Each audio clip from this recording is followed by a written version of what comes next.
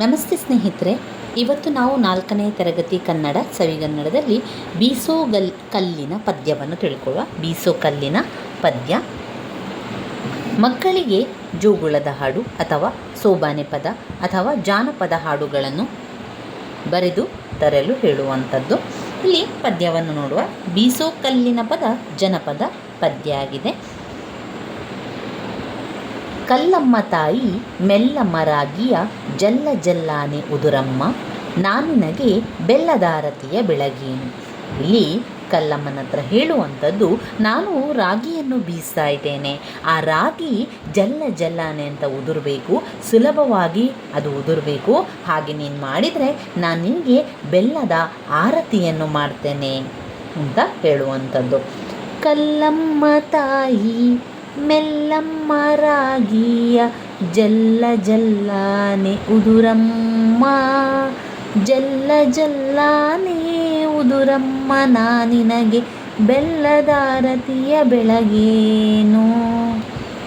ಅಂದುಳ್ಳ ಅಡಿಗಲ್ಲು ಚಂದುಳ್ಳ ಮೇಲ್ಗಲ್ಲು, ಚಂದ್ರಮತಿ ಎಂಬ ಹಿಡಿಗೂಟ. ಚಂದ್ರಮತಿ ಎಂಬ ಹಿಡಿಗೂಟ ಹಿಡಿಕೊಂಡು ತಂದೆ ತಾಯಿಗಳ ನೆನೆದೇನು. ಇಲ್ಲಿ ಅಂದ ಇರುವಂತಹ ಅಡಿಗಲ್ಲನ್ನು ಇಟ್ಟು ಅದರ ಮೇಲೆ ಚಂದವುಳ್ಳಂತಹ ಮೇಲ್ಗಲ್ಲು ಇದೆ, ಅದರ ಮೇಲೆ ಒಂದು ಗೂಟ ಇದೆ. ಆ ಗೂಟದ ಹೆಸರು ಚಂದ್ರಮತಿ ಎಂದು. ಆ ಚಂದ್ರಮತಿ ಎನ್ನುವಂತಹ ಗೂಟವನ್ನು ಹಿಡ್ಕೊಂಡು ತಂದೆ ತಾಯಿಗಳನ್ನು ನೆನೆಸ್ತಾ ಇದ್ದಾರೆ. ಇಲ್ಲಿ ಗೂಟವನ್ನು ಹಿಡ್ಕೊಂಡು ತಿರುಗಿಸ್ತಾ ರಾಗಿ ಉದುರ್ತಾ ಇದೆ. ಅದರ ಜೊತೆಗೆ ತಂದೆ ತಾಯಿಯನ್ನು ನೆನೆದೇನೆ. ಅಂದುಳ್ಳ ಅಡಿಗಲ್ಲು ಚಂದುಳ್ಳ ಮೇಲ್ಗಲ್ಲು, ಚಂದ್ರಮತಿ ಎಂಬ ಹಿಡಿಗೂಟ, ಚಂದ್ರಮತಿ ಎಂಬ ಹಿಡಿಗೂಟ ಹಿಡುಕೊಂಡು ತಂದೆ ತಾಯಿಗಳ ನೆನೆದೇನ. ರಾಗಿಯು ಮುಗಿದವು ರಾಜಾನ್ನ ಹೆಚ್ಚಾವು, ನಾನಿಡಿದ ಕೆಲಸ ಒದಗ್ಯಾವು, ರಾಗಿ ಕಲ್ಲೇ ನಾ ತೂಗಿ ಬಿಡುತ್ತೀನಿ ಬಲದೋಳು. ಇಲ್ಲಿ ಹೇಳುವಂಥದ್ದು, ರಾಗಿ ಕಲ್ಲ ನಂತರ ರಾಗಿ ಮುಗಿಯಿತು, ಇನ್ನು ಬೀಸಲಿಕ್ಕೆ ರಾಗಿ ಇಲ್ಲ, ಇನ್ನು ಬರುವಂಥದ್ದು ರಾಜಾನ್ನ. ಆ ಅನ್ನ ಇರುವ ಕಾರಣ ನಮಗೆ ರಾಗಿ ಬೀಸಲಿಕ್ಕೆ ಇಲ್ಲ. ನಾನು ಹಿಡಿದಂಥ ಕೆಲಸ ಮುಗಿಯಿತು, ರಾಗಿ ಕಲ್ಲೇ ನಾನಿವತ್ತು ನಿನ್ನ ಗೂಟವನ್ನು ಬಿಡ್ತಾ ಇದ್ದೇನೆ ಅಂತ ಹೇಳುವಂಥದ್ದು.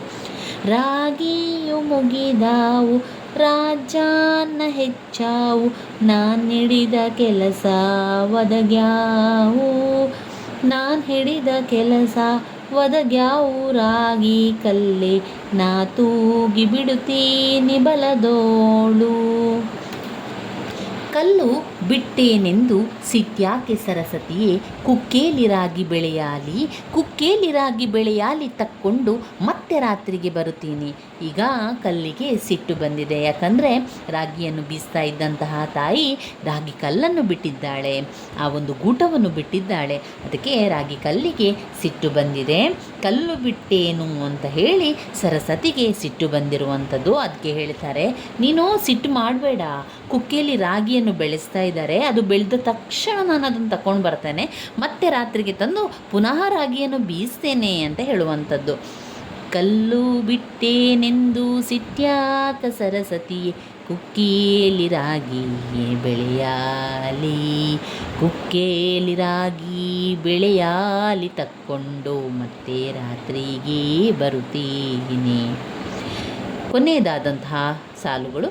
ಕಲ್ಲು ಕೊಟ್ಟಮ್ಮಗೆ ಎಲ್ಲ ಭಾಗ್ಯವು ಬರಲಿ, ಪಲ್ಲಕ್ಕಿ ಮೇಲೆ ಮಗ ಬರಲಿ, ಆ ಮನೆಗೆ ಮಲ್ಲಿಗೆ ಮುಡಿಯೋ ಸೊಸೆ ಬರಲಿ. ಕಲ್ಲು ಕೊಟ್ಟಮ್ಮನನ್ನು, ಕಲ್ಲು ಆ ಒಂದು ಅಮ್ಮನನ್ನು, ಕೊಟ್ಟಮ್ಮನನ್ನು ಯಾವ ರೀತಿಯಾಗಿ ಹರಸ್ತಾಳೆ. ಕಲ್ಲು ಕೊಟ್ಟಮ್ಮನಿಗೆ ಎಲ್ಲ ಭಾಗ್ಯ ಬರಲಿ, ಆ ಪಲ್ಲಕ್ಕಿಯಲ್ಲಿ ನಿನಗೆ ಮಗ ಬರಲಿ, ಅದರ ಜೊತೆಗೆ ಆ ಒಂದು ಮಲ್ಲಿಗೆಯನ್ನು ಮುಡಿಯುವಂತಹ ಸೊಸೆ ಕೂಡ ಬರಲಿ ಅಂತ ಹರಸುವಂಥದ್ದನ್ನು ಕಾಣ್ಬೋದು. ಇಲ್ಲಿ ಕೊಟ್ಟಿರುವಂತಹ ಒಂದು ಗಾದೆ ಮಾತು, ಜನವಾಣಿ ಬೇರು ಕವಿಯ ವಾಣಿ ಹೂವು. ಈ ಒಂದು ಬೀಸೋ ಕಲ್ಲಿನ ಪದದ ಪದ್ಯವನ್ನೊಮ್ಮೆ ಜೊತೆಯಾಗಿ ಹೇಳೋಣ, ರಾಗವಾಗಿ ಹೇಳೋಣ.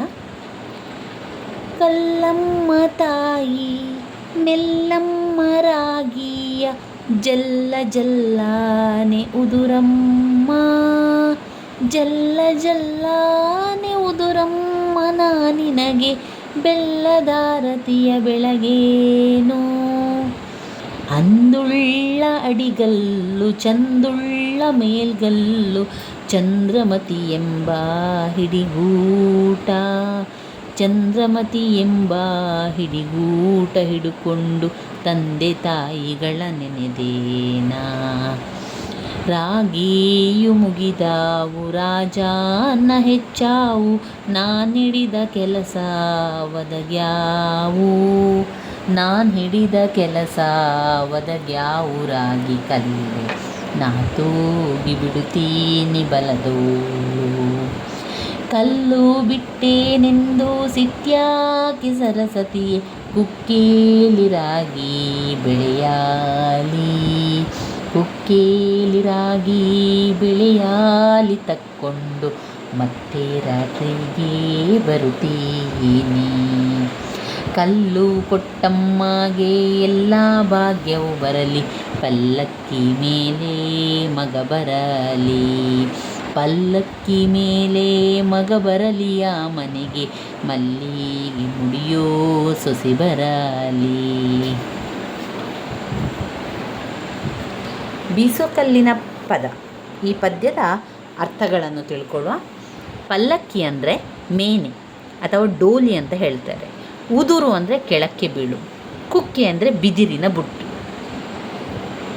ಬಿದಿರಿನ ಬುಟ್ಟಿಯಲ್ಲಿ ಆ ಒಂದು ರಾಗಿಯನ್ನು ಬೆಳೆಸುವಂಥದ್ದು. ಕುಕ್ಕೆಯಲ್ಲಿ ರಾಗಿ ಬೆಳೆಯಲಿ ಅಂತ ಹೇಳಿದರೆ ಆ ಬಿದಿರಿನ ಬುಟ್ಟಿಯಲ್ಲಿ ರಾಗಿ ಬೆಳೆಯಲಿ ಅಂತ ಹೇಳುವಂಥದ್ದು ಇಲ್ಲಿ ಬಂದಿರುವಂಥ ಟಿಪ್ಪಣಿಗಳು. ರಾಜಾನ ಅಂತ ಹೇಳಿದರೆ ಸುವಾಸನೆಯುಳ್ಳ ಅಕ್ಕಿ, ಸೊಸಿ ಅಂದರೆ ಸೊಸೆ ಅಂದರೆ ಮಗನ ಹೆಂಡತಿ. ಇನ್ನು ಅಭ್ಯಾಸದ ಕಡೆಗೆ ನೋಡುವ. ಒಂದು ವಾಕ್ಯದಲ್ಲಿ ಉತ್ತರಿಸುವಂಥದ್ದು. ರಾಗಿ ಹೇಗೆ ಉದುರುತ್ತದೆ? ರಾಗಿಯು ಜಲ್ಲ ಜಲ್ಲನೆ ಉದುರುತ್ತದೆ. ಬೀಸುವ ಕಲ್ಲಿನ ಹಿಡಿಗೂಟ ಹಿಡಿದು ಯಾರನ್ನು ನೆನೆಯುತ್ತಾರೆ? ಬೀಸುವ ಕಲ್ಲಿನ ಹಿಡಿಗೂಟ ಹಿಡಿಕೊಂಡು ತಂದೆ ತಾಯಿಯನ್ನು ನೆನೆಯುತ್ತಾರೆ. ಸರಸ್ವತಿಗೆ ಸಿಟ್ಟು ಬಂತು ಯಾಕೆ? ಕಲ್ಲು ಬಿಟ್ಟೇನು ಅಂತ ಹೇಳಿ ಸರಸ್ವತಿಗೆ ಸಿಟ್ಟು ಬಂತು. ಇನ್ನು 2-3 ವಾಕ್ಯಗಳಲ್ಲಿ ಉತ್ತರವನ್ನು ಬರೆಯುವ. ಕಲ್ಲು ಕೊಟ್ಟಮ್ಮನನ್ನು ಏನೆಂದು ಹರಿಸ್ತಾಳೆ? ಕಲ್ಲು ಕೊಟ್ಟಮ್ಮನನ್ನು ಎಲ್ಲ ಭಾಗ್ಯವೂ ಬರಲಿ, ಪಲ್ಲಕ್ಕಿ ಮೇಲೆ ಮಗ ಬರಲಿ, ಮತ್ತು ಅದರ ಜೊತೆಗೆ ಮಲ್ಲಿಗೆ ಮುಡಿಯುವಂಥ ಸೊಸೆ ಕೂಡ ಬರಲಿ ಅಂತ ಹರಸ್ತಾಳೆ. ಸಿಟ್ಟುಗೊಂಡ ಸರಸ್ವತಿಯನ್ನು ಸಮಾಧಾನ ಮಾಡಿದ ಬಗೆ ಹೇಗೆ? ಬಿದಿರಿನ ಬುಟ್ಟಿಯಲ್ಲಿ ರಾಗಿ ಬೆಳೆಯಲಿ, ಮತ್ತೆ ರಾತ್ರಿ ತೆಗೆದುಕೊಂಡು ಬರ್ತೀನಿ ಅಂತ ಸಿಟ್ಟುಗೊಂಡ ಸರಸ್ವತಿಯನ್ನು ಸಮಾಧಾನ ಮಾಡಿದಳು. ಇಲ್ಲಿ ನಾವು ಹೊಂದಿಸಿ ಬರೆಯುವುದನ್ನು ಮಾಡುವ. ಬೆಲ್ಲದಾರತಿಯ ಬೆಳಗೇನು, ಮತ್ತೆ ರಾತ್ರಿಗೆ ಬರುತ್ತೀನಿ, ರಾಗಿಯೂ ಮುಗಿದವು ರಾಜಾನ ಹೆಚ್ಚಾವು, ಅಂದುಳ್ಳ ಅಡಿಗಲ್ಲು ಚಂದುಳ್ಳ ಮೇಲ್ಗಲ್ಲು.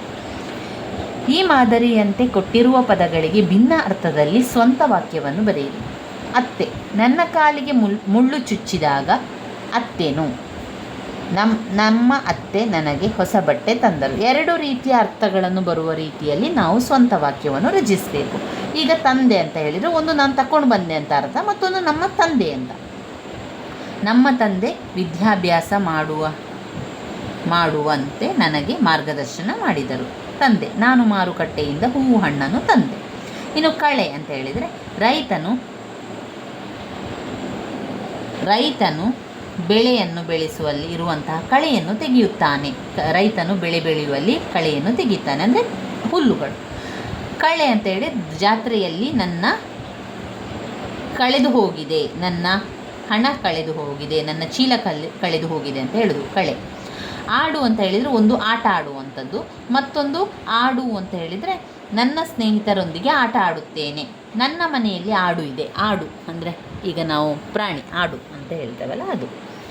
ಇನ್ನು ಭಾಷಾ ಚಟುವಟಿಕೆಗಳನ್ನು ನೋಡುವ.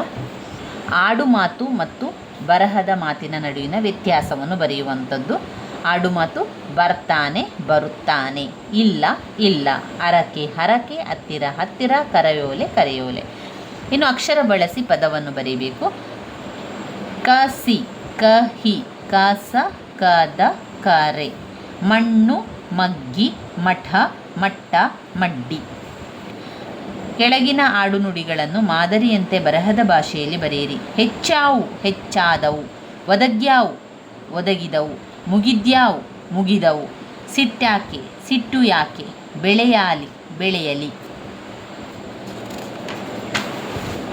ಇನ್ನು ಬಳಕೆ ಚಟುವಟಿಕೆಯನ್ನು ನೋಡುವ. ಅವ್ವನ ಹಾಸಿಗೆ ಸುತ್ತಕ್ಕಾಗಲ್ಲ, ಅಪ್ಪನ ದುಡ್ಡು ಎಣಿಸಕ್ಕಾಗಲ್ಲ, ಆಕಾಶ ನಕ್ಷತ್ರ. ಕರಿ ಸೀರೆ ಉಟ್ಟಾಳ, ಕಾಲುಂಗುರ ಇಟ್ಟಾಳ, ಮೇಲೆ ಹೋಗಲಾತಾಳ, ಕೆಳಗೆ ಬರ್ತಾಳ ವನಕ್ಕೆ. ಅಪ್ಪ ಎಂದರೆ ಮುಚ್ಚುತ್ತಾವ, ಅವ್ವ ಎಂದರೆ ತೆರಿತಾವ ತುಟಿಗಳು.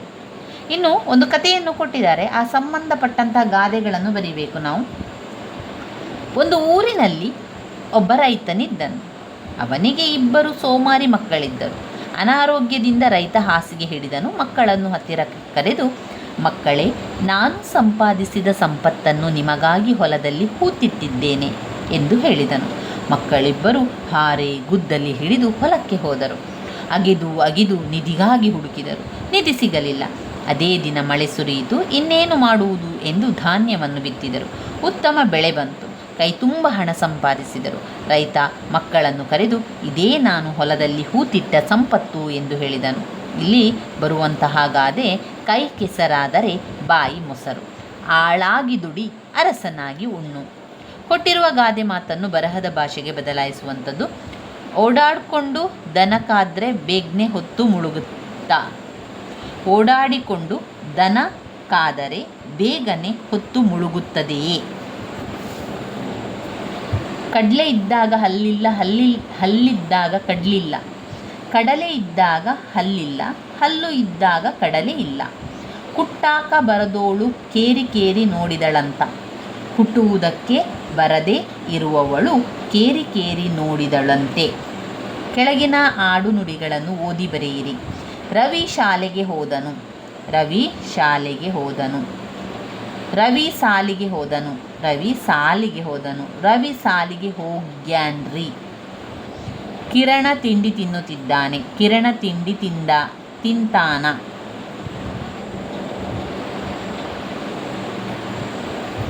ಇದು ಆಡು ಭಾಷೆ ಮತ್ತು ಬರಹ ಭಾಷೆಗಳನ್ನು ಹೇಳಿಕೊಟ್ಟಿರುವಂಥದ್ದು. ಇವಿಷ್ಟು ನಾವು ಈ ಒಂದು ಪದ್ಯದಲ್ಲಿ ಕಾಣ್ತೇವೆ. ಇನ್ನು ಬಂದಿರುವಂಥ ಪಾಠ ತಾಯಿಗೊಂದು ಪತ್ರ. ಇವಿಷ್ಟು ಕೂಡ ಬೀಸೋ ಕಲ್ಲಿನ ಪದ್ಯದಲ್ಲಿ ಬರುವಂಥ ವಿಚಾರಗಳಾಗಿದೆ. ನನ್ನ ವಿಡಿಯೋಸ್ ಎಲ್ಲ ನಿಮಗೆ ಇಷ್ಟ ಆಗಿದ್ದರೆ ಲೈಕ್ ಕೊಡಿ, ಶೇರ್ ಮಾಡಿ, ಸಬ್ಸ್ಕ್ರೈಬ್ ಮಾಡಲಿಕ್ಕೆ ಮರಿಬೇಡಿ. ಧನ್ಯವಾದಗಳು.